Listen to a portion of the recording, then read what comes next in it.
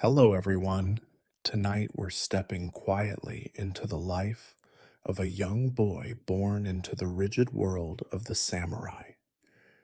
Imagine yourself in a small village somewhere in feudal Japan, where the air smells faintly of wood smoke and fresh pine, and the distant clang of a sword meeting armor is almost a lullaby. You probably won't survive this world if your faint hearted life is strict, disciplined, and full of expectations that seem as heavy as the iron helmet resting on your head. Hey, if you're loving this content, I'd really appreciate it if you could give the video a quick like and hit that subscribe button. Tell me where you're tuning in from and what time it is for you. Now, dim the lights, maybe turn on a fan for that soft background hum, and let's ease into tonight's journey together. You start as the eldest son of a samurai family, where every movement you make is watched and quietly judged by elders who have little patience for distraction. Your childhood isn't filled with playful frolics, but with lessons on honor and endurance. Your tiny hands are expected to begin gripping wooden swords, and before you can even ride a horse properly, you're memorizing the Bushido Code, the unspoken, yet ever present set of rules that will govern your entire life. The samurai's world is one of ritual, respect, and readiness for battle, but it's also strangely quiet when you're just a child. Your days are filled with early morning drills where the sun's first light flickers through paper screens, the taste of cold rice and miso soup lingering in your mouth as you listen to your instructor's calm yet firm voice. It's a life wrapped in routine, one that gently presses you toward becoming something far larger than yourself. Amid this intensity, there are moments so small they feel like secret gifts: the flutter of a sparrow outside your window, the soft rustling of cherry blossoms in spring, or the distant murmur of a nearby river. These are the breaths of peace in a life that otherwise promises the sharp edge of a sword. You learn to find comfort in these quiet details, a skill that will serve you well later. Historians still argue whether the strict upbringing of samurai children was more about preparing them for survival or controlling their spirits. Either way, the boy you are is shaped by quiet pressure and high expectations. There's a curious balance in this early life toughness, tempered by moments of gentle beauty, a dance between rigidity and subtle grace. By night, you lie on a thin futon, the sounds of the household winding down around you. Your body aches from the day's lessons, and yet your mind drifts, perhaps wondering if life always has to be this disciplined. It's here, in the fading light of childhood, that the seeds of change are quietly sown, though you don't know it yet. The days blur together as your training begins in earnest, and you trudge through early mornings with a wooden sword heavier than it looks and a heart full of determination. You learn to stand straight, breathe slowly, and move with the quiet precision of a stalking cat. Your hands become calloused, and your muscles tighten not from violence, but from endless repetition. Archery lessons add a new rhythm to your life, drawing a bowstring, feeling the tautness, aiming at a target that feels both near and impossibly far. Your sensei's voice is calm but unyielding, reminding you that the sword is more than a weapon. It's a symbol of your honor and your family's name. You nod dutifully, even if part of you wonders why you can't just play with a stick like the other kids in the village. Still, there's a strange comfort in the ritual. The steady rhythm of practice grounds you, like a heartbeat that never falters, even on the hardest days. In between lessons, you sneak moments of quiet reflection. You might catch yourself staring at the river outside the dojo, watching the way it flows smoothly around rocks and bends, always moving forward, but never rushing. It's a subtle reminder that there's more to strength than just muscle and steel. Little do you realize. This calm observation will shape your future in ways no sword can. There's a peculiar tradition in your training that strikes you as both amusing and a bit odd. During one lesson, your sensei instructs you to practice drawing your sword while balancing on one leg, like a crane poised for flight. You wobble and nearly topple over, and your fellow students chuckle softly. It's a gentle reminder that balance isn't just physical, but mental, a lesson that will become important as you grow older. You find this blend of seriousness and lightheartedness strangely soothing. Historians still argue whether early samurai training was primarily a way to instill fearlessness or to cultivate a deep sense of mindfulness. Perhaps it was a bit of both. Either way, you start to understand that every movement, every breath, has a purpose. Even the silences between commands are lessons, teaching patience and awareness in a way words never could.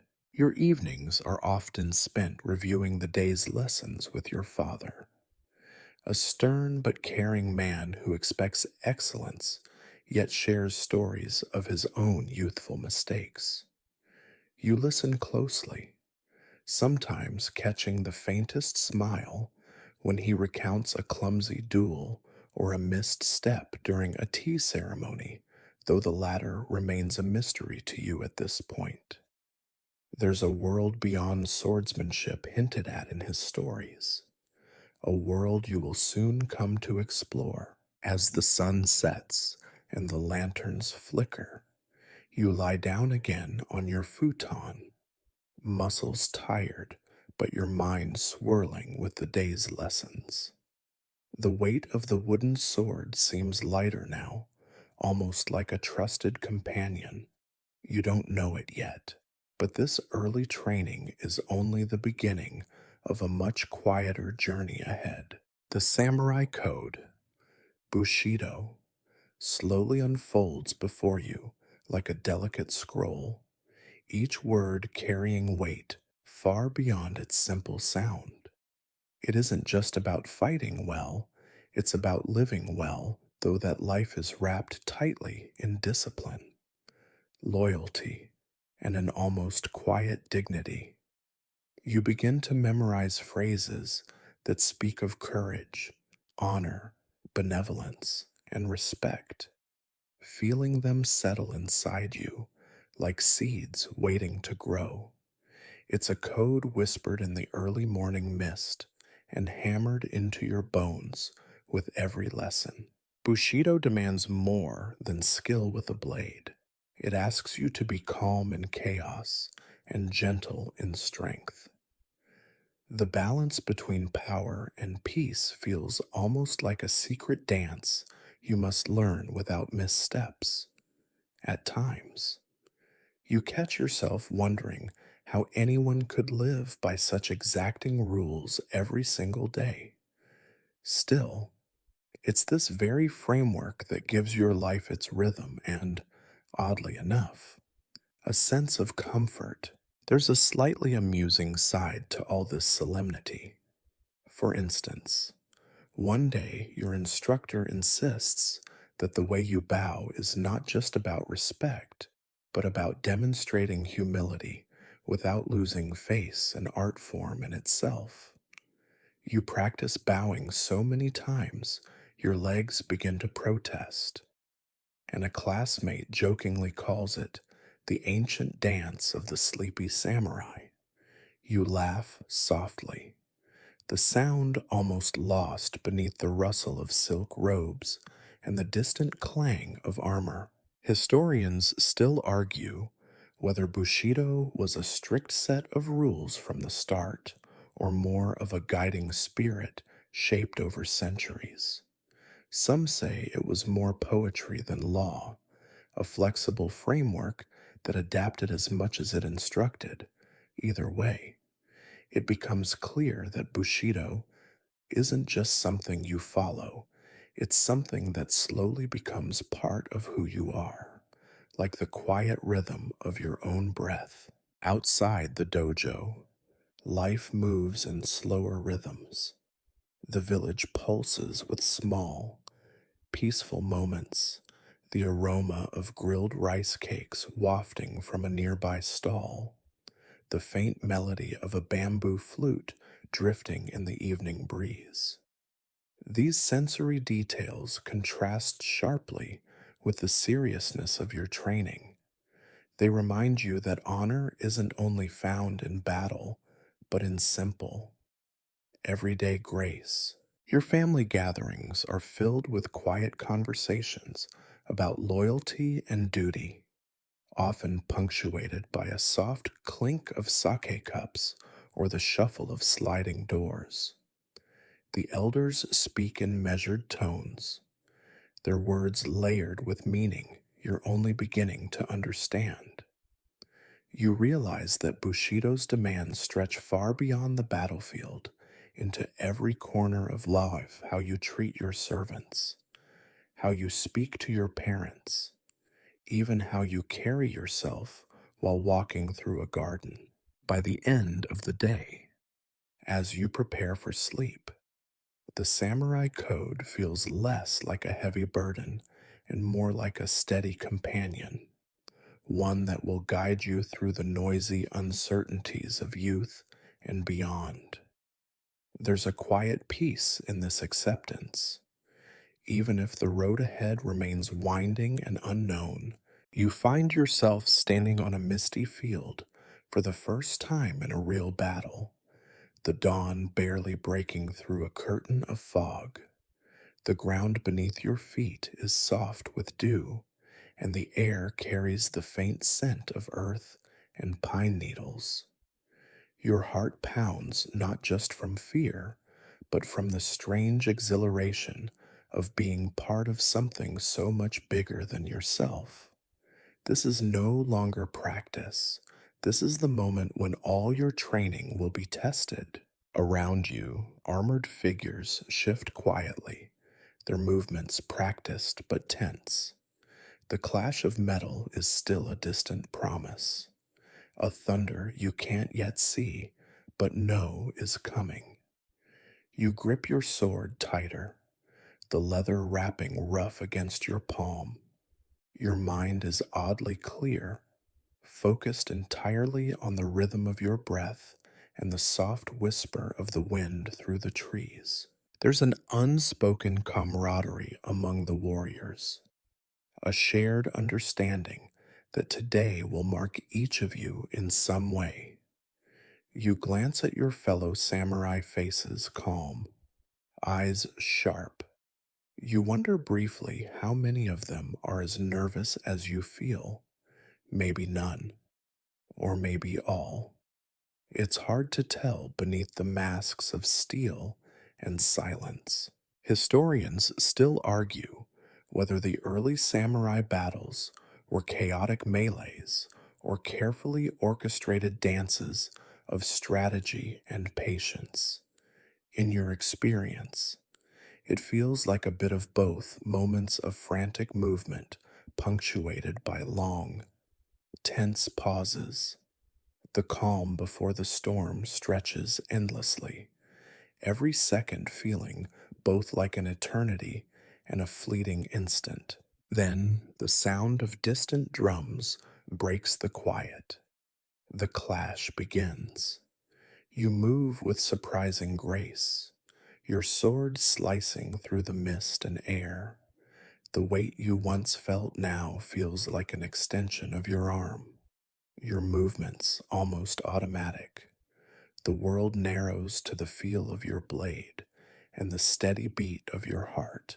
Despite the violence, there's an odd beauty in the chaos, the way sunlight filters through the trees, casting shifting patterns on the battlefield, the muted colors of armor glinting softly, the sound of footsteps muffled on moss. You find yourself oddly soothed by this strange ballet of life and honor. A curious detail you notice is that some warriors carry small charms tucked inside their armor, tiny symbols of protection or luck. You wonder if these superstitions comfort them, or if they're just relics of an older world clinging to new realities. It's a quiet mystery that lingers even after the battle ends. When the dust settles, your body aches in new ways. Bruises bloom like dark flowers beneath your skin, and your breath comes in shallow, uneven bursts. You feel a mixture of pride and exhaustion, relief and uncertainty. What you once thought you wanted now feels more complicated. As night falls, you sit by a small fire with comrades, the flames flickering softly against the dark. Stories are shared in low voices, tales of battles past, of honor won and lost, and quiet hopes for peace. The world feels both vast and intimate, and you sense this is only the beginning of a long journey. Your body aches in new and unfamiliar ways after the battle, a mixture of bruises and tired muscles that seem to hum with every movement. It's not just the physical soreness, though that quiet whisper of doubt begins to creep into your mind, settling like morning fog over a calm lake. You wonder if this is truly the path meant for you, or simply the expectation you've been raised to fulfill. You sit quietly in your room, the soft paper walls casting muted shadows in the lantern light. The silence is both comforting and unsettling. It's in these moments, far from the clamor of swords and war cries, that your thoughts drift to questions you've never allowed yourself before. What does honor truly mean?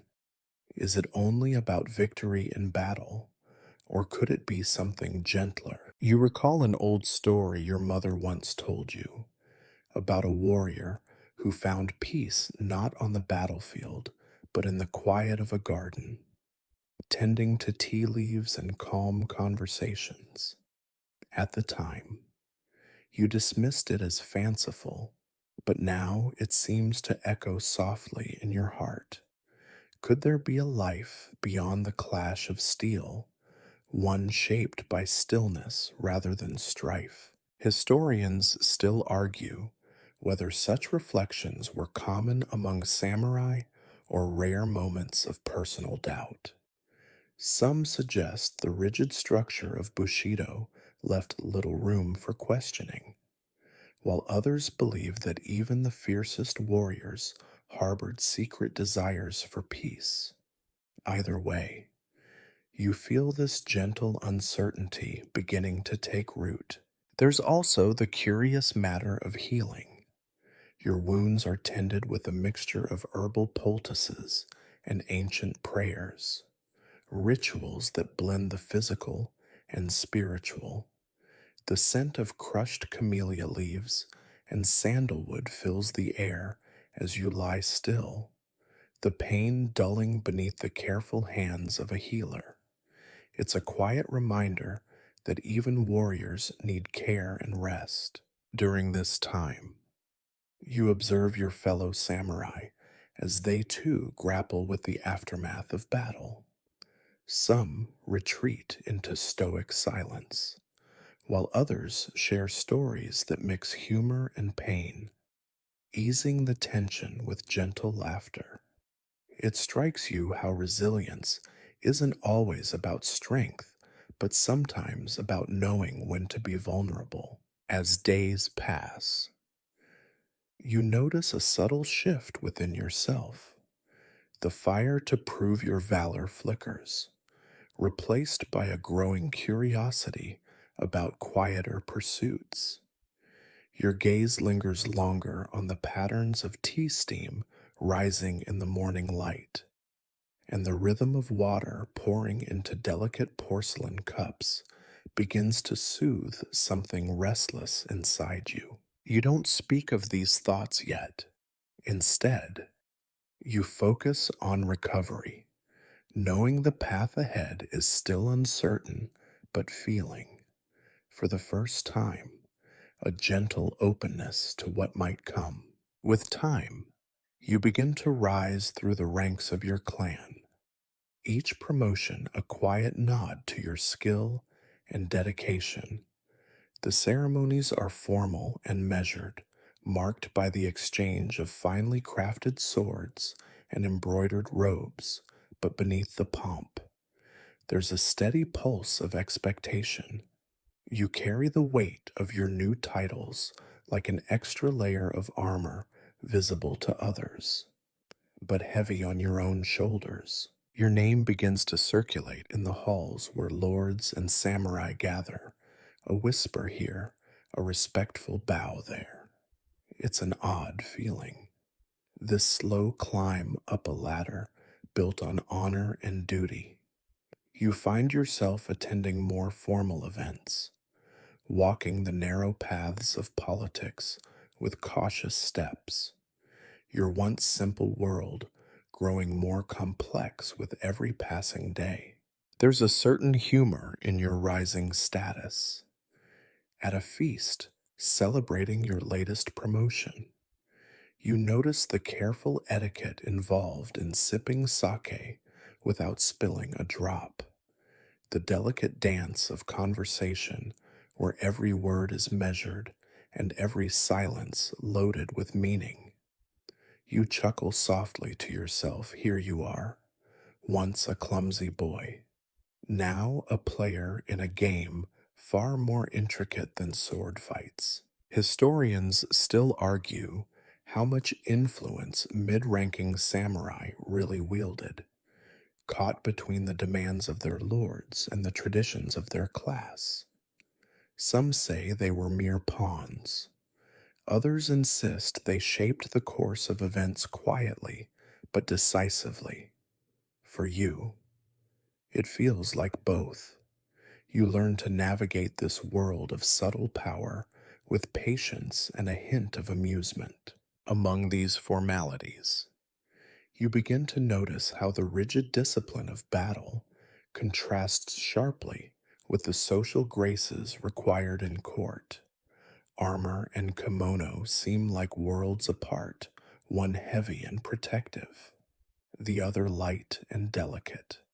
You sometimes wonder if anyone truly belongs to either world completely, or if all samurai are just balancing between extremes.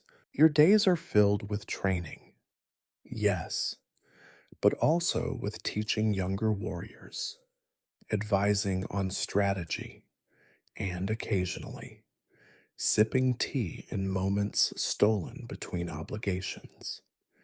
It is during these quiet sips that you start to feel the first gentle pull away from the battlefield's harsh demands, a whisper calling you towards something softer, something slower. And yet, the sword remains close. Your katana is polished meticulously, the steel gleaming under the lantern's glow. It's a reminder of where you've come from and the identity you carry, even as new interests quietly take root in your heart. As night falls on these busy days, you find yourself reflecting on how far you've come and how far you might yet go, though a quiet voice within you begins to ask if the path forward might be different from what you expected. Amid the steady march of duties and ceremonies, you begin to notice an unfamiliar pull toward a quieter art chinoyu, the tea ceremony. It starts as a curiosity, a brief respite from armor and strategy, but soon becomes something you anticipate like the first light of dawn, the precise movements, the gentle steam rising from a cup, the soft clink of porcelain. These details unfold slowly, inviting you into a world far removed from swords and battlefields. Your first lessons in tea are awkward. You fumble with the whisk, spill a bit of hot water, and struggle to maintain the serene expression that's expected. Yet, beneath the surface of formality, there's a lightness that surprises you. The ceremony feels like a meditation, a rhythm that quiets your mind and soothes your body. It's as if the tea itself carries a kind of peaceful magic. There's a whimsical tradition in the tea world. Some masters insist on serving a bowl of thick, bitter matcha to test your patience and humility. You grimace as you sip the intense brew, then find yourself laughing quietly at the experience, a taste of life's little paradoxes wrapped in powdered green leaves. Historians still argue how much samurai truly embraced the tea ceremony versus viewing it as a social obligation. Some claim it was a genuine spiritual practice, while others suggest it was a display of refinement to impress peers. For you, it becomes a refuge, a slow dance of grace amid a life often defined by haste and tension. The tea room, with its simple wooden floors and paper walls, feels like a sanctuary. You begin to appreciate the way the afternoon light filters softly through the shoji screens, casting gentle patterns that shift with the breeze. Each movement in the ceremony, from handling utensils to the careful placement of sweets, invites a mindfulness you never expected to find. Your teacher, an elderly master with a calm smile and eyes that seem to see centuries, speaks often of harmony and respect not just between people, but with nature itself. This idea settles deep in your heart, a quiet seedling growing in the fertile soil of your changing spirit. As you practice, you realize the tea ceremony is more than just a ritual, it's a philosophy. It teaches you to slow down, to savor moments often overlooked, and to find beauty in simplicity. It's a lesson that begins to ripple outward, coloring how you move through the world beyond the tea room's walls. By night, as you lie down, the memory of warm tea and soft conversation lingers, weaving gently into your dreams. The sword, once the sole symbol of your identity, seems to share space now with something far gentler, an art of stillness and grace you never imagined would call to you. You start to notice the subtle ways tea and swordsmanship intertwine, both demanding precision, patience, and respect for tradition. Each movement in the tea ceremony mirrors the calm discipline you learned in battle practice, but with a softness that surprises you. Instead of tension, there's a gentle flow, like water smoothing stones over time. It's a balance you didn't realize you were seeking. One afternoon, your tea master tells a story about a legendary samurai who famously mastered both sword and tea. This warrior was said to have fought fiercely, yet found deep peace in the quiet moments of a tea room. The story feels oddly familiar, as if a hidden part of your future is being whispered in the steam rising from your cup. You begin to see your sword not only as a weapon, but as part of a larger life philosophy. The sharp edge is balanced by moments of softness, the strength tempered by humility. This duality isn't easy to hold, and some days you falter, caught between the rigid expectations of your samurai duties and the gentle pull of your new passion. Historians still debate whether samurai who embraced the tea ceremony were seen as softening their warrior spirit or simply deepening it. Some argue the tea room was a place to refine the mind for battle, while others suggest it was a quiet rebellion against endless violence. For you, it feels like a quiet revolution within your own heart. There's a curious ritual involving the careful folding of the tea cloth, fukusa, which your teacher explains symbolizes the cleansing not only of utensils, but of the spirit. You find yourself folding and refolding the cloth, feeling a surprising comfort in its soft folds and the slow, deliberate pace of the practice. It becomes a tactile meditation. Outside the tea room, the world continues with its noisy demands. Meetings with lords, planning sessions, and occasional skirmishes still fill your days. Yet, the moments stolen for tea feel like brief islands of calm where you can breathe and remember who you are beneath the armor and titles. As the seasons change, you notice how tea ceremonies shift with them, the delicate cherry blossoms in spring, the quiet falling leaves in autumn, each adding layers of meaning to the ritual. These cycles remind you that life itself is a slow, unfolding story, full of contrasts and changes. Lying down at night, the scent of powdered tea lingers softly in your mind, mingling with memories of clangs and whispers. You realize the path you're on is no longer a straight line of swords and battlefields, but a winding journey that includes stillness, reflection, and unexpected beauty. You find yourself increasingly drawn to the quiet wisdom hidden in the tea ceremony's rituals, the gentle sound of water pouring into the bowl, the smooth glide of the bamboo whisk, and the delicate aroma of matcha all combine into a soothing symphony. It's a sharp contrast to the clang of swords and battle cries that once filled your days. This new rhythm feels like a balm to your restless spirit. One day, your teacher entrusts you with the responsibility of preparing tea for an important guest, a lord known for his stern demeanor and sharp judgment. The pressure is immense, and your hands tremble slightly as you begin the ceremony.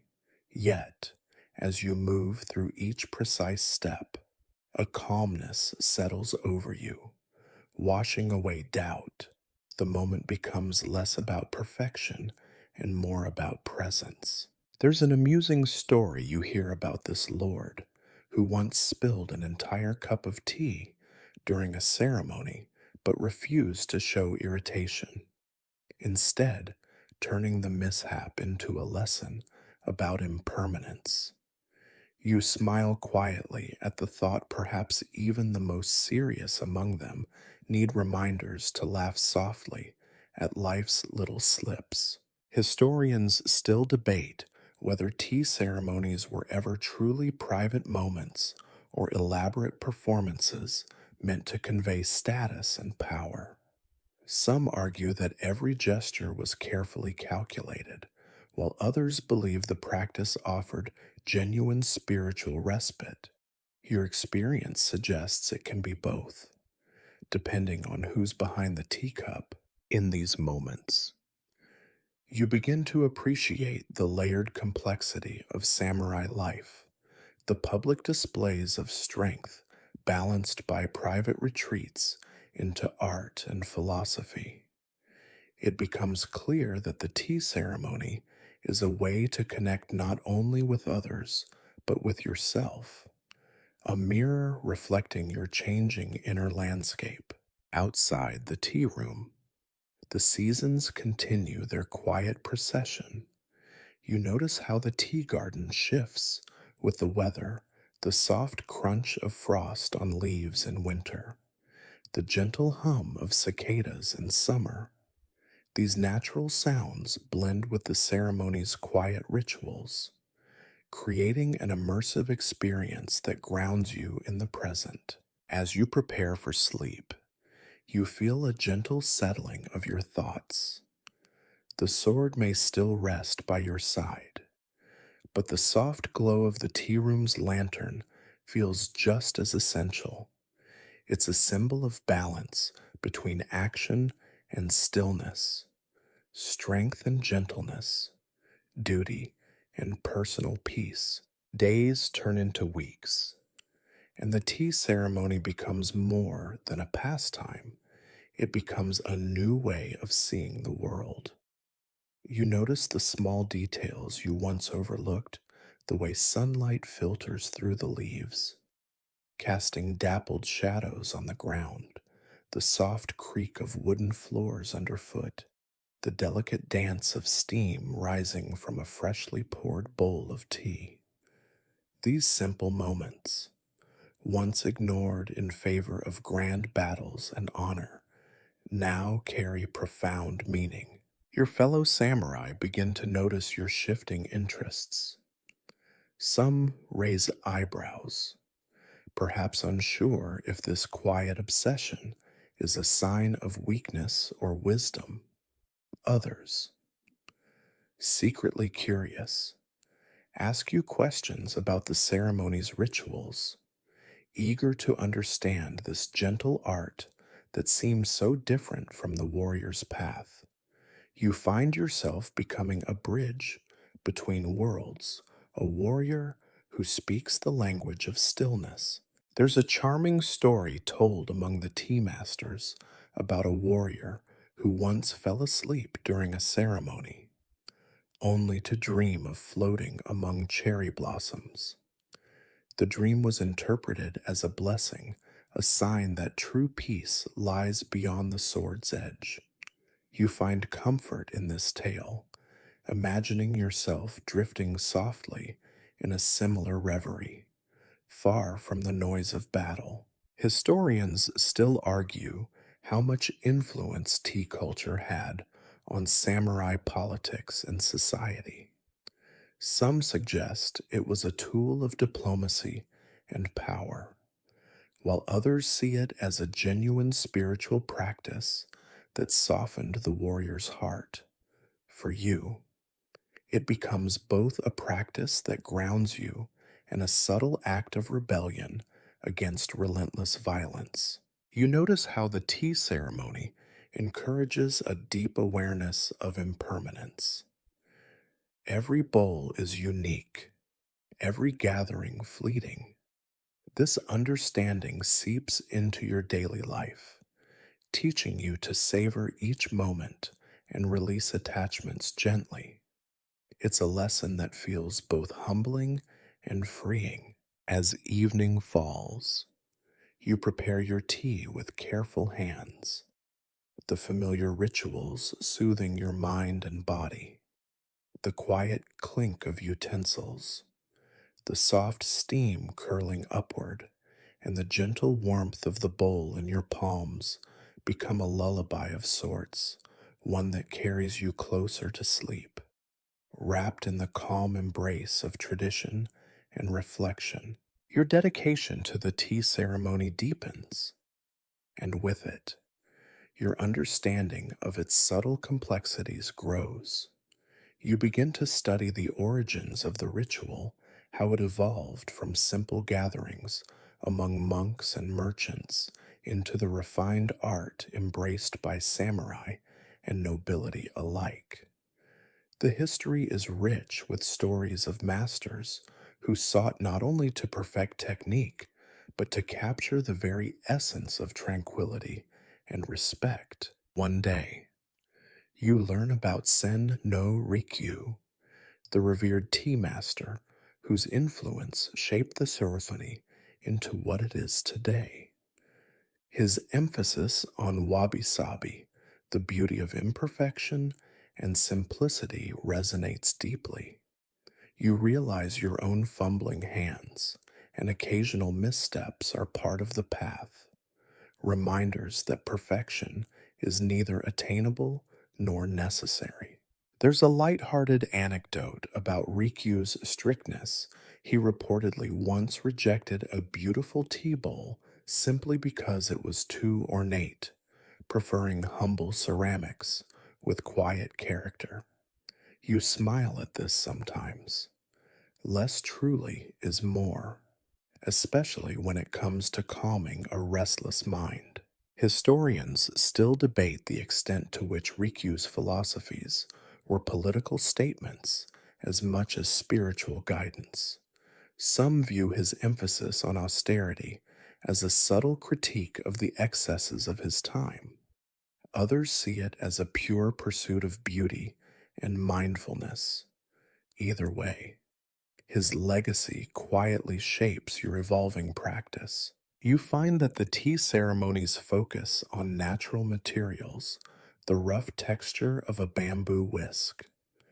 The earthy scent of clay bowls draws you closer to the world beyond your samurai duties. It's a gentle reminder that life includes softness alongside strength, and that honor can be found in simplicity. Your daily routine shifts subtly. You still train with the sword, but you carve out time each day to prepare tea, allowing the ritual's rhythm to center your thoughts. This balance feels like a dance between two parts of yourself, the warrior and the seeker of peace, each necessary, each complementing the other. At night, as you rest, the calm patterns of the tea ceremony drift through your dreams like soft petals on a slow moving stream. The sword and tea bowl coexist in your heart, symbols of a life both fierce and gentle, unfolding one careful moment at a time. The more you immerse yourself in tea, the more you start to notice how it shapes your interactions with others. In the quiet moments before and after ceremonies, conversations flow with an unhurried grace, marked by respectful listening and thoughtful words. It's a stark contrast to the sharp commands and hurried exchanges common in battle preparations. You begin to see that tea is not just about the drink, but about connection between host and guest, between people and nature, and between your inner self and the wider world. The ceremony teaches patience, humility, and kindness, qualities that once seemed out of place in the life of a samurai, but now feel essential. There's a gentle humor in this transformation. You recall a tale about a samurai who nervously spilled tea on his kimono during a gathering instead of anger. The host simply smiled and said, "Even the most disciplined can be undone by a moment of clumsiness." The story becomes a comforting reminder not to take yourself too seriously. Historians still argue whether tea gatherings served as subtle political meetings under the guise of peaceful ritual. Some suggest they were strategic opportunities to forge alliances, while others emphasize their spiritual and social functions. Either way, the tea room often carried more weight than it appeared.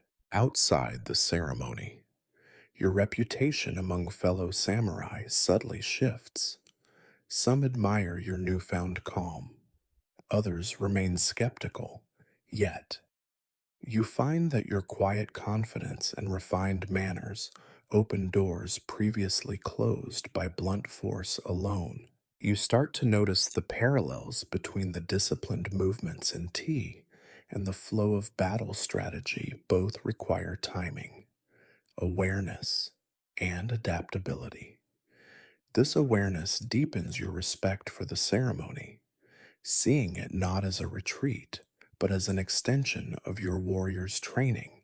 At night, the soft ritual of preparing tea before sleep becomes a gentle anchor, easing the transition from the day's demands into rest. The warmth of the bowl in your hands, the earthy taste of matcha, and the quiet stillness help lull your thoughts into a peaceful drift, weaving dreams as delicate as the steam rising from your cup. The seasons continue their slow dance, and with each passing cycle, your connection to tea deepens. You begin to appreciate how the ceremony honors nature's subtle changes, the crisp chill of autumn air, the delicate bloom of spring cherry blossoms, the quiet hush of winter snow. These natural rhythms mirror your own internal transformation. One afternoon, during a particularly serene gathering, you notice how the host arranges seasonal flowers with great care. The simple ikebana centerpiece becomes a silent poem, speaking volumes about impermanence and renewal. You realize that every element of the tea ceremony carries layered meanings, inviting quiet reflection. A humorous story circulates about a tea master who once tried to impress a visiting lord by using an elaborate flower arrangement, only to be gently reminded that simplicity was the true elegance. The tale reminds you that sometimes restraint speaks louder than flourish. Historians still debate the extent to which these seasonal rituals influenced broader Japanese art and culture. Some argue tea ceremony practices shaped poetry, painting, and garden design, weaving a shared aesthetic of understated beauty.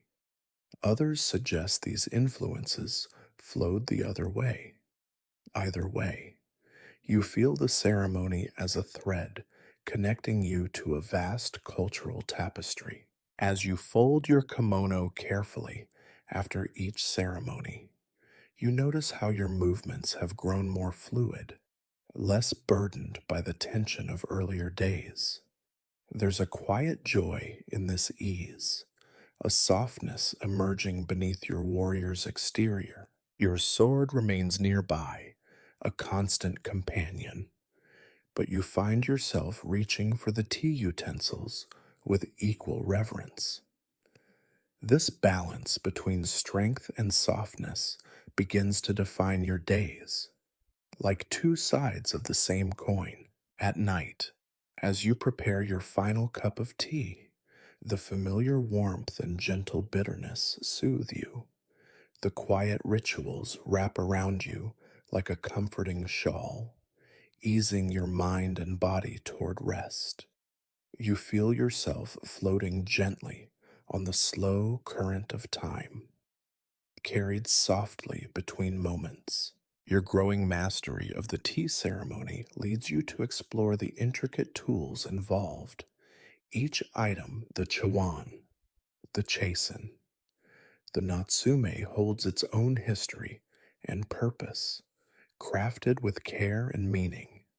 You find yourself fascinated by the way these simple objects embody centuries of tradition and artistry, their shapes and textures inviting quiet attention. One afternoon, you learn about the delicate lacquer work on a tea caddy, the smooth, glossy surface catching the light like a secret treasure.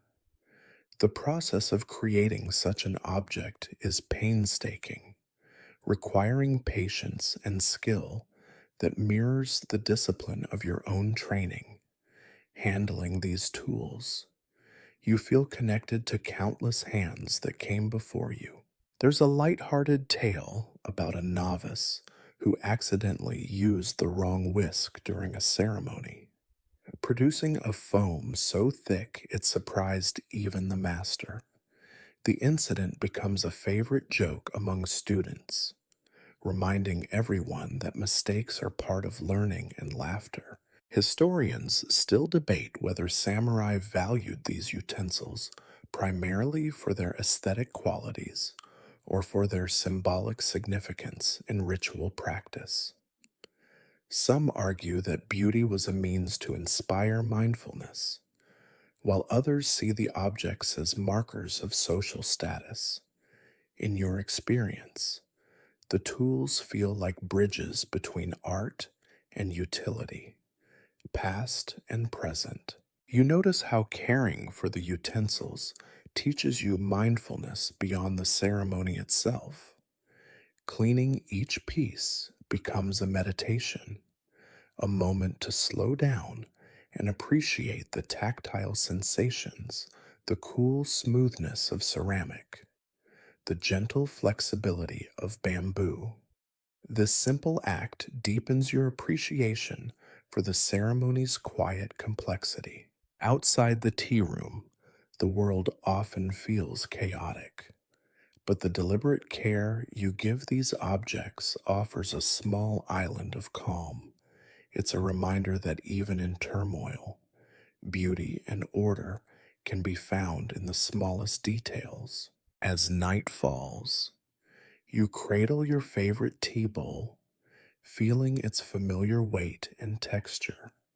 The comforting routine wraps around you like a soft blanket, inviting your mind to drift gently into restful sleep, where the quiet harmony of tea lingers softly in your dreams. Your exploration of tea culture deepens as you begin to study the ceremonial gestures, the bowing, the precise placement of utensils, the measured movements that transform simple actions into art.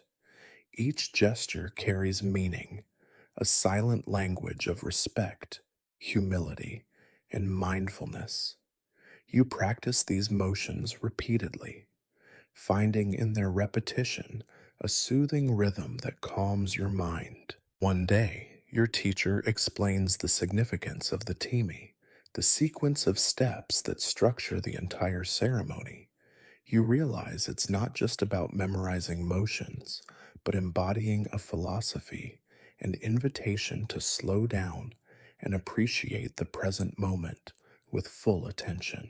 There's a quietly funny story about a young apprentice who once mixed up the order of steps, accidentally serving tea before cleaning the utensils. The resulting mild chaos was met with gentle laughter, a reminder that the path to mastery is paved with small stumbles and good humor. Historians still debate how rigidly the time was followed in earlier times. Some suggest that flexibility and improvisation were valued, while others believe strict adherence symbolized discipline. You sense that the true spirit lies somewhere between, allowing space for both order and personal expression. The slow, deliberate gestures begin to shape your demeanor beyond the tea room. You notice yourself moving more thoughtfully during daily tasks, tying your kimono, walking through the garden, even drawing your sword. This newfound grace feels like a quiet power, a gentle extension of your warrior's presence. Outside, the world continues its noisy rush, but you carry the ceremony's calm within you. The deliberate pace becomes a refuge, a way to navigate chaos with steady breath and measured steps. As night settles, you move through the familiar motions one last time, the soft sounds of utensils and the warm glow of lantern light weaving a cocoon of calm around you. You settle down, feeling the ceremony's gentle flow lull your thoughts into a peaceful drift. As your practice deepens, you start to recognize how the tea ceremony embodies the concept of mindfulness, not just in the ritual itself, but in how it shapes your entire perspective. You find yourself more attuned to small sensations, the warmth of the tea bowl in your hands, the subtle scent of steamed leaves, the soft rustle of your kimono fabric. Each detail invites you to be fully present, quieting the restless chatter of your mind. One afternoon, during a particularly peaceful gathering, your teacher shares the story of a samurai who credited the tea ceremony with saving his life, not through battle prowess, but by calming his mind enough to avoid rash decisions. The tale resonates, reminding you that strength is not always measured by sword skill alone. There's a gently amusing legend about a tea master who once calmed a brewing duel by inviting the rivals to share tea instead. The story feels like a quiet rebellion, a reminder that sometimes peace can be brewed in the smallest cups. Historians still debate how much the tea ceremony influenced samurai mental training. Some argue it was essential for cultivating focus and emotional control, while others suggest it was a luxury reserved for the elite. Your experience tells a richer story, one where tea becomes a bridge between discipline and serenity. Outside the tea room, your senses remain sharpened. You notice the changing colors of leaves, the distant call of birds, the softness of evening light. The world seems to slow down, and you move within it more gently, carrying the tea ceremony's peaceful cadence wherever you go. As night draws close, you prepare your final bowl of tea with care, the quiet ritual folding the day's noise away. Cradling the warm bowl, you feel the steady pulse of calm settle in your chest, guiding your thoughts softly toward rest and gentle dreams. You begin to notice how tea gatherings foster community and connection in subtle ways. Unlike the boisterous feasts of warriors, these quiet ceremonies create spaces where hierarchy softens, and even the most reserved guests can find comfort in shared stillness. The room hums with unspoken understanding, a gentle thread weaving everyone together. One evening, you overhear a charming story about a tea master who once hosted a gathering so quiet that a mouse scurried across the floor unnoticed. The tale becomes a favorite among students, a playful reminder that silence itself can be part of the performance. Historians still debate how much social mixing the tea ceremony encouraged among samurai ranks. Some argue it reinforced class distinctions, while others believe it allowed for moments of equality and genuine fellowship. Your experience leans toward the latter, the tea room as a rare sanctuary of calm camaraderie. The subtle art of hosting teaches you patience and attentiveness. You learn to read guests' moods, adjusting the ceremony's pace to suit the moment. Whether a solemn afternoon or a light-hearted gathering, this sensitivity becomes a new kind of strength, expanding your understanding of leadership beyond command. Outside the ceremony, you notice how these lessons shape your daily interactions. You speak more gently, listen more fully, and carry a quiet confidence born of respect and empathy. It feels like a soft armor, worn not for battle, but for life's unpredictable moments. At night, as you prepare your final cup of tea, the room feels alive with echoes of past gatherings. The soft clink of utensils, the faint aroma of matcha, and the warm glow of lanterns weave a comforting cocoon around you. You settle in, carrying the ceremony's peaceful spirit into the quiet landscape of sleep. With each tea ceremony, you find yourself becoming more attuned to the concept of ichigo ichie, a phrase meaning one time, one meeting. It reminds you that every gathering is unique and fleeting, a moment never to be repeated exactly. This philosophy encourages you to cherish each ceremony with full presence, knowing it will soon become a memory. One day, your teacher shares a story about a tea master who treasured a single bowl of tea shared with a dear friend, considering it the most precious encounter of his life. The sentiment lingers, a gentle encouragement to find meaning in the everyday. There's a quietly humorous anecdote about a samurai who once tried to recreate a past ceremony exactly and found it impossible. The lesson: even rituals flow like water, always changing, always new. It's a comforting reminder that life's impermanence is part of its beauty. Historians still debate how Ichigo Ichie influenced broader Japanese culture. From poetry to theater, some argue it shaped a uniquely Japanese appreciation for fleeting moments, while others see it as a modern interpretation of older ideas. For you, the phrase becomes a mantra, guiding your approach to tea and life alike. You notice that embracing impermanence helps ease anxieties about the future and regrets about the past. The ceremony becomes not just a practice, but a philosophy, inviting you to fully inhabit each moment as it comes and goes. As evening settles, you perform the ceremony with renewed awareness, savoring each gesture, each sip, each breath. The quiet stillness rend around you, carrying you gently toward rest, where the fleeting beauty of this day will softly unfold in your dreams.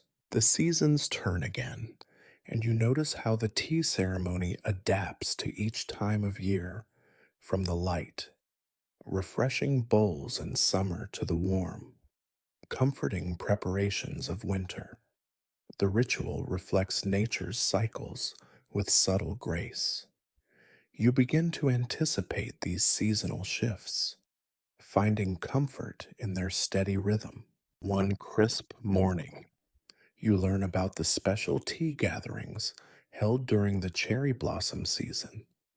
These Hanami tea ceremonies blend the appreciation of fleeting beauty with the soothing calm of tea, creating moments of delicate joy amid nature's brief bloom. There's a light-hearted tale about a samurai who, caught up in the excitement of Hanami, accidentally spilled his tea over a prized scroll.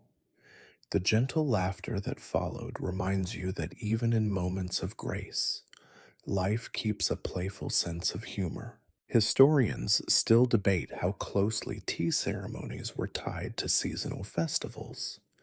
Some suggest the practice evolved alongside agricultural cycles, while others emphasize its spiritual aspects.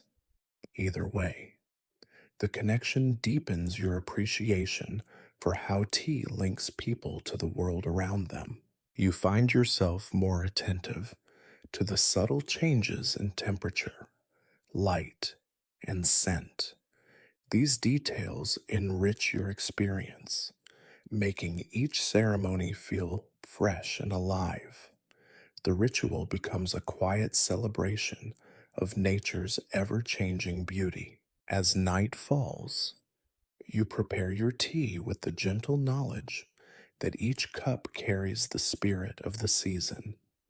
The warmth in your hands and the soft steam rising invite a peaceful ease, guiding your thoughts toward a restful, dream filled sleep. You start to explore the quiet symbolism woven through the tea ceremony, the subtle meanings behind each object, movement, and phrase. The scroll hanging in the tea room, often inscribed with a poetic phrase, sets the tone and invites reflection. You learn to read these signs as gentle guides to mindfulness and humility. One afternoon, you discover a story about a tea master who selected scrolls not for their artistic value, but for the calm they inspired in guests. This choice reminds you that beauty in tea is less about showiness and more about evoking peace. There's a soft chuckle in the tale of a samurai who once tried to impress his peers by choosing the most ornate scroll, only to be gently corrected by his teacher. The lesson true elegance lies in simplicity, and sincerity resonates deeply. Historians still debate how much influence Zen Buddhism had on these symbolic elements. Some argue that the tea ceremony is a direct expression of Zen principles, while others see it as a more secular cultural practice. You feel the quiet wisdom embedded in both views. You notice how these symbols shape your mindset, helping you approach life with a calm acceptance and gentle curiosity. The scroll's quiet message lingers as a soft whisper, guiding your thoughts through the day. At night, as you prepare your tea, you recall the scroll's phrase and let it settle in your mind. The ritual becomes a gentle meditation, a bridge from the day's noise to the soft embrace of sleep. You find yourself drawn to the garden surrounding the tea house, the carefully tended paths, the stone lanterns, and the moss covered rocks, each placed with intention. This garden isn't just decoration, it's an extension of the ceremony's philosophy, inviting you to move slowly and mindfully before entering the tea room. One afternoon, your teacher tells you about the concept of roji, the dewy path that prepares guests to leave the outside world behind and enter a space of tranquility. Walking the roji becomes a ritual in itself, a moment to shed worries and welcome stillness. There's a quietly amusing story about a guest who, distracted by a wandering butterfly, lost his way along the garden path. The gentle laughter that followed reminds you that even in calm, life enjoys little surprises. Historians still debate how much influence garden design had on the development of tea ceremony aesthetics. Some argue that the garden's natural simplicity reflects Zen ideals, while others see it as a cultural borrowing from Chinese traditions. You appreciate the garden as a living part of your tea journey, grounding the ritual in the natural world.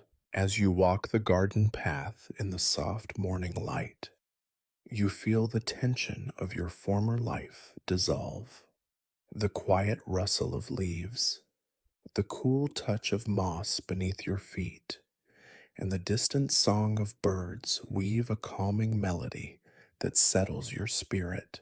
At night, after the ceremony, you imagine yourself walking the roji once more, the peace of the garden lingering as you drift gently into sleep. Your journey leads you to explore the humble charcoal brazier used to heat water during the tea ceremony.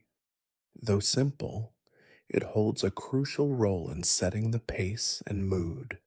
Watching the glowing embers, you learn how the slow, steady warmth mirrors the calm focus the ceremony encourages. One evening, your teacher shares a story about a tea master whose skillful charcoal arrangement was said to soothe even the most restless minds. The glowing coals become a metaphor for steady patience and quiet strength. There's a light-hearted tale of a young apprentice who, eager to impress, piled too much charcoal and nearly singed the tatami mats. The gentle teasing that followed reminds you that mastering patience often begins with small mistakes. Historians still debate how the tools for heating tea evolved over time. Some suggest that earlier methods were more rustic, while others argue for a steady refinement influenced by changing tastes and aesthetics.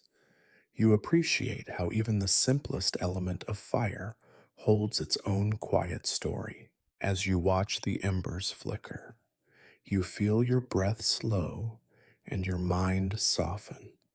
The steady warmth is a balm, inviting you to settle into the ceremony's gentle rhythm and leave the outside world behind.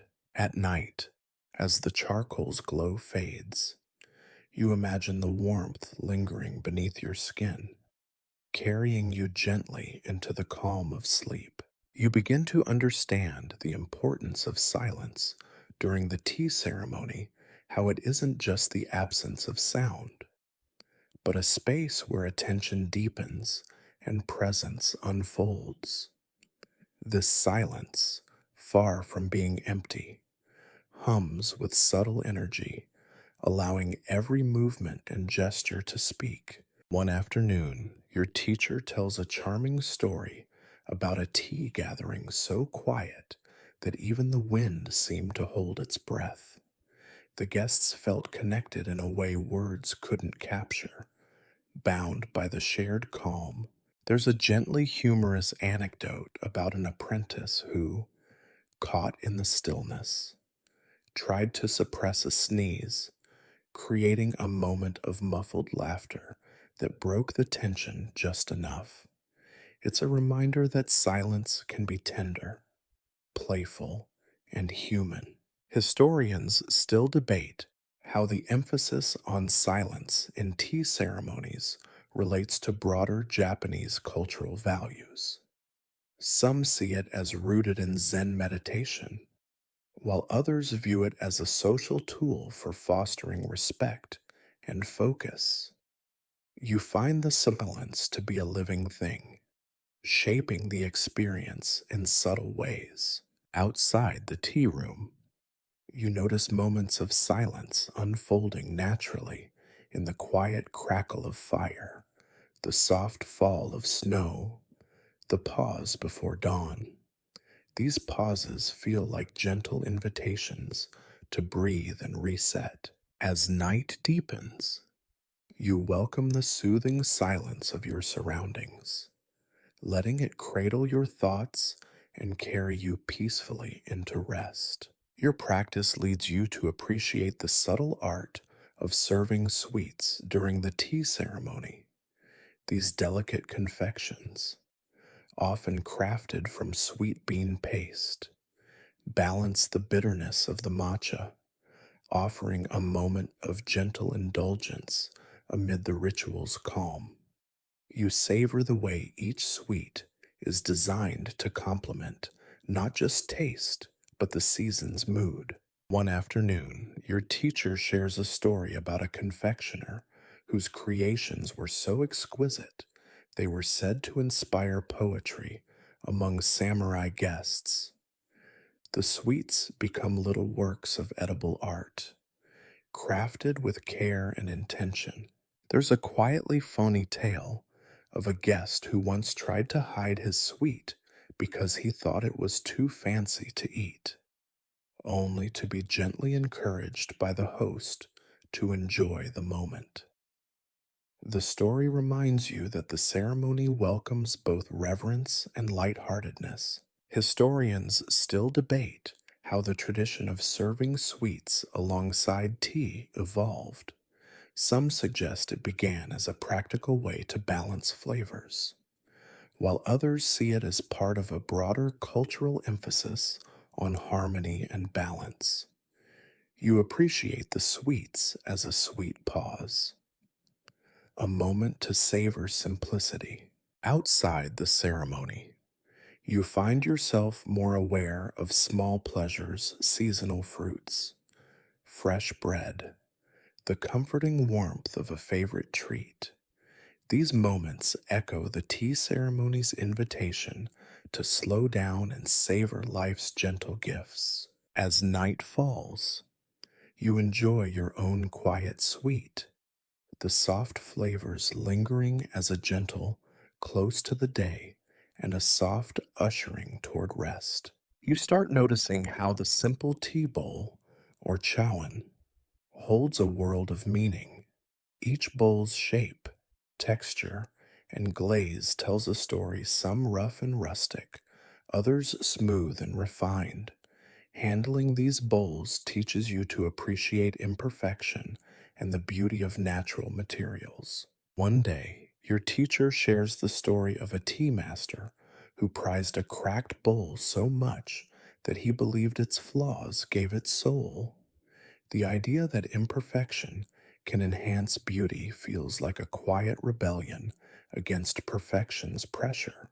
There's a gentle anecdote about an apprentice who nervously dropped a precious bowl and braced for reprimand, only to be met with a calm smile.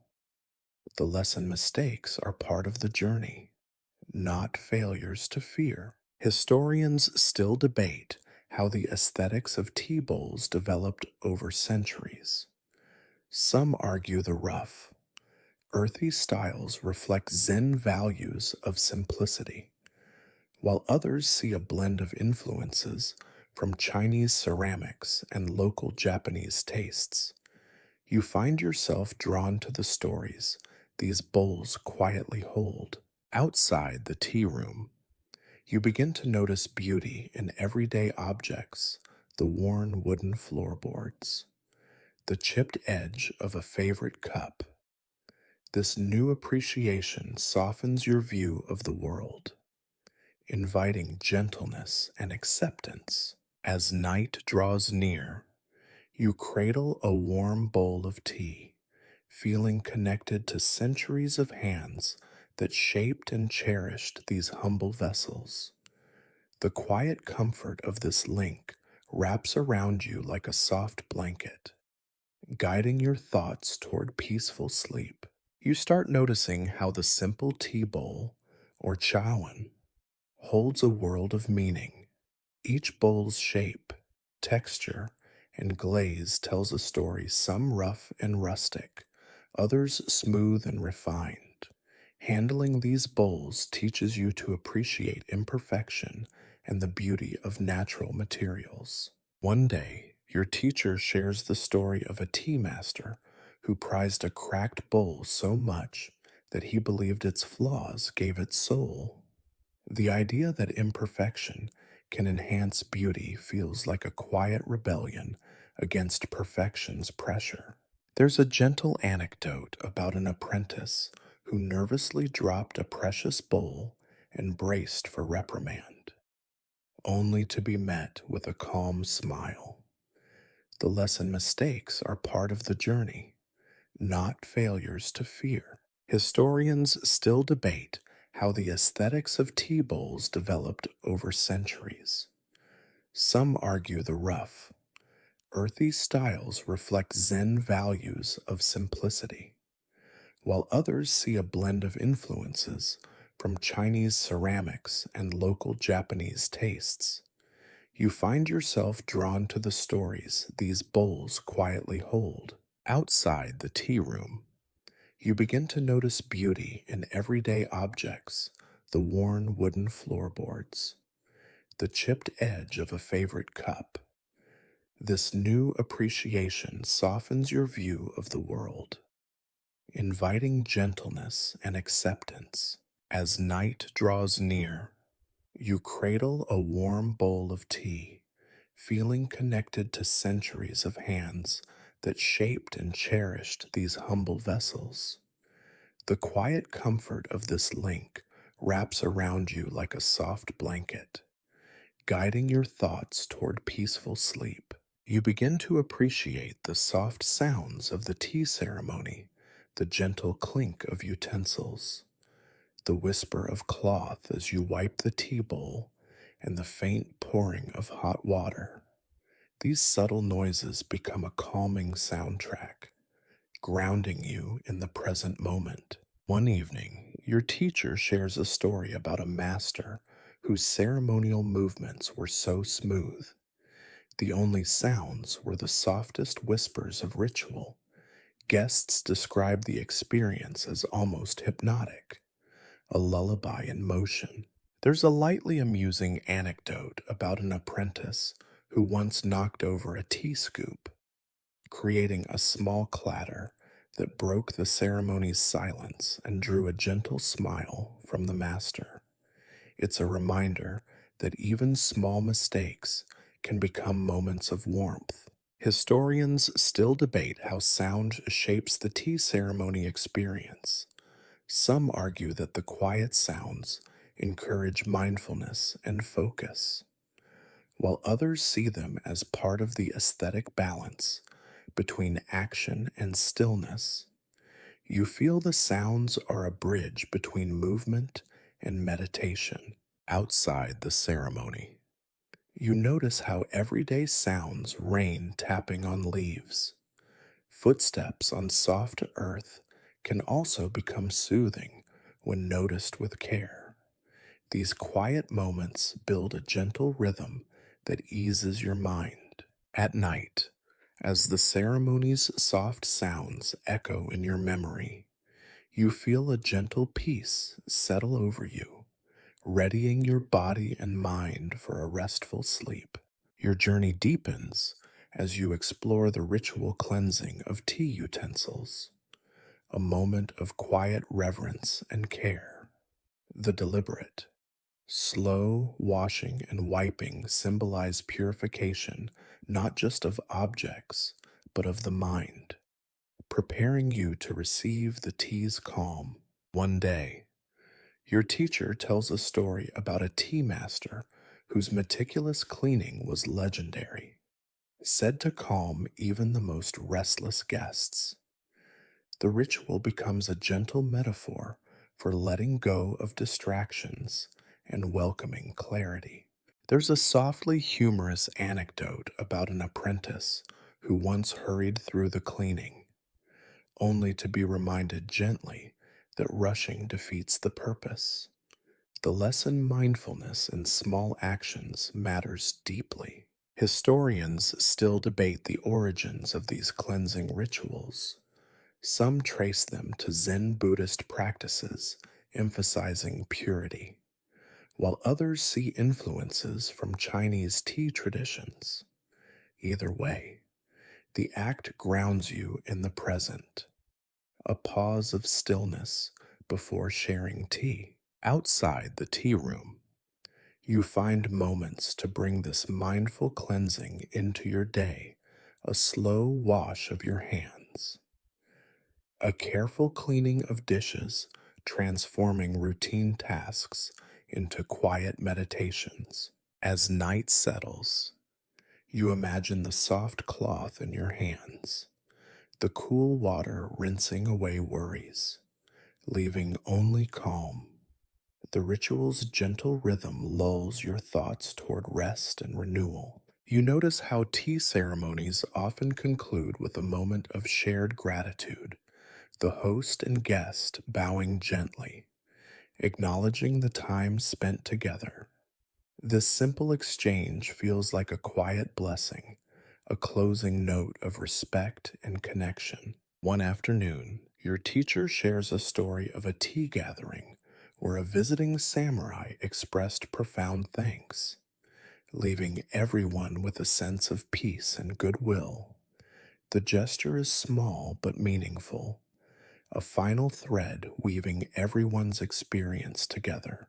There's a light-hearted tale about an apprentice who forgot to bow properly, prompting a gentle correction and laughter that warmed the room. It's a reminder that even rituals have room for human tenderness.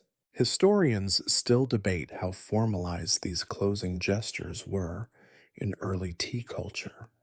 Some suggest they evolved from older court customs, while others see them as innovations reflecting tea's social role. Regardless, the bow feels like a natural, heartfelt punctuation. Outside the tea room, you start to notice small moments of gratitude in your day, thanking a friend, appreciating a quiet evening, feeling connected to simple kindnesses. These moments echo the ceremony's spirit, softening your heart. As night deepens, you carry this feeling of gratitude with you, a gentle warmth settling as you prepare to drift into peaceful sleep. The final moments of your tea journey bring a gentle stillness, a soft closing that invites reflection. You sit quietly, savoring the lingering warmth of the tea and the calm that has grown inside you, like a slowly fading sunset. One evening, your teacher shares a tender story of a master who, at the end of each ceremony, whispered a simple wish for peace to all present. This quiet blessing settles over you now, wrapping the day's lessons in a soft embrace. There's a gentle smile in the memory of an apprentice who, nervous and eager, once blurted out a heartfelt thanks too loudly, breaking the silence but earning a kind nod. The moment feels like the perfect balance of human imperfection and sincere intention. Historians still debate whether tea ceremonies were primarily spiritual practices or social gatherings, but you realize it doesn't quite matter. The quiet beauty lies in the space between action and stillness, a shared human experience that transcends labels. Now, as you cradle your cup and feel the soft fading of the day, your mind drifts gently toward rest. The slow rhythm of tea, the warmth, the silence all guide you softly toward sleep. The day's quiet journey through tea and tradition settles softly around you.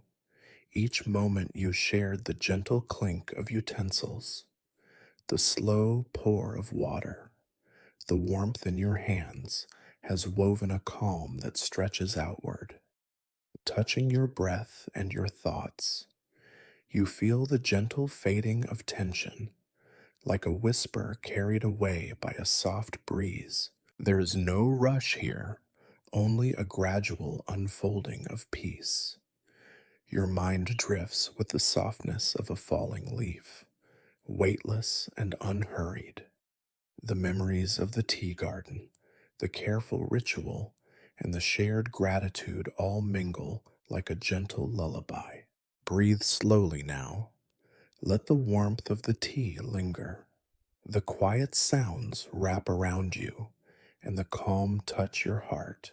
You are exactly where you need to be held in the stillness between moments. As your eyes grow heavy, the world outside dims and softens. You carry with you the gentle wisdom of simplicity, patience, and grace. Let the calm settle in and guide you to rest, to dreams filled with peaceful light and quiet joy. Good night and sweet dreams.